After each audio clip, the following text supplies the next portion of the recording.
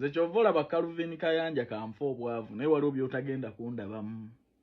Siyinza kwegatta kubagenda kunyigiriza abantu beekolera byabwe benoonyeza 100 mbu tugenda kuggulawo kisaawe.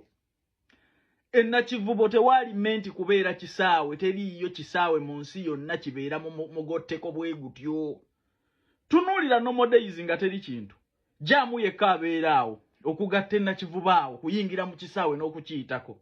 Ne just imagine nga waliwo ekiri mu kisaawe. Amazima gennyini byanfuna bino.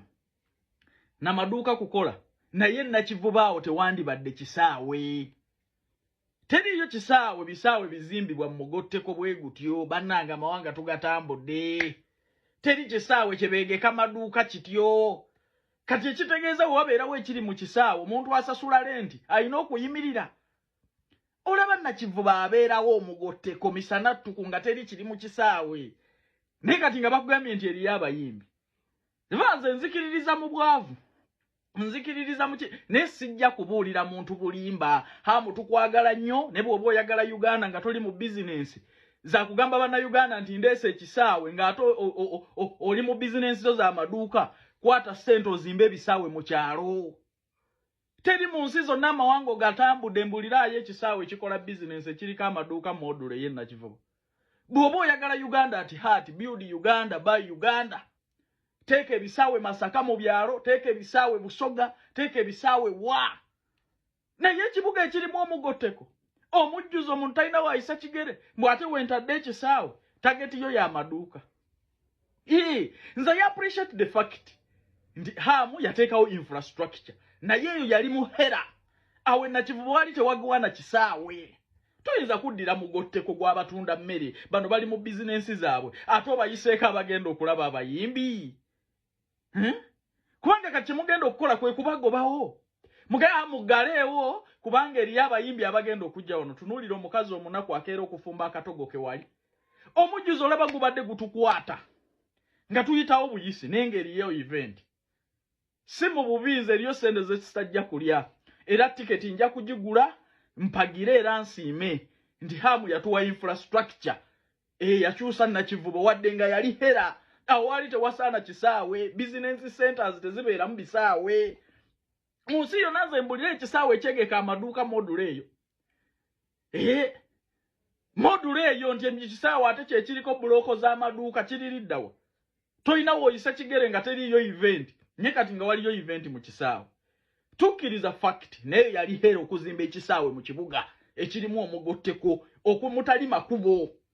Ebisaawe biba byetongodde nga waliwo n'amakubo agakubuusa ne gakutwalayo bweswi yali hera. Just yabala business. Kyekituufu naye kubanga naye tayinza kuwaayo kisaawe mu nsi yonna kiriko arcades. Kiriko myaliriro gy'amaduuka tasobola. Oba munyige naye nze sente sijja kuzirya ezo ez'obulango bwa simegenda mu bisaawe. Kunyigiriza abantu bali mu tonninyira zaabwe bannayuganda balina stress za influence mbwate oteekawo mwate mutuviire tugende tulaba abayimbi ze kayanja. Ebyo sijja kubibeeramu. Oba munyige naye nze sirabanga kisaawe mu nsi yonna kiriko maduuka na mujjuzo module eyo nga tekirina makubo. Oli bw'aba alina spirit ya Uganda ateeka ebisaawe mu kyalo. Muve mu kufera bannayuganda nga mutunda maduuka gammwe. Teke ebisaawe mu kyalo.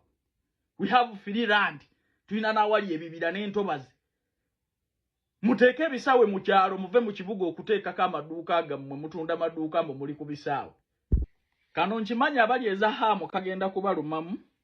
Naye the fact is to appreciating hamu olwa infrastructure naye eri mu kifo kikyamu.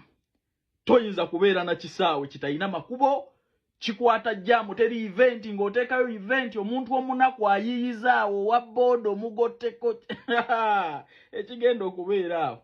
Naye nga bwe munyiiga bwe muyomba bwe mugazaako okulaga omugagga nti mukola mbajjukiza emirimu gye Saudi Arabia egy'abaana abalenzi bagenda kukola mu restaurants nga bawaita kuweereza mmere nakola mu biyungu.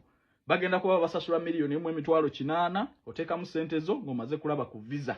Staff Ever Uganda Limited bakoneko ku noti 74 noti 67 26 84 ojja kuba bafuna butereevu. Okategedde ako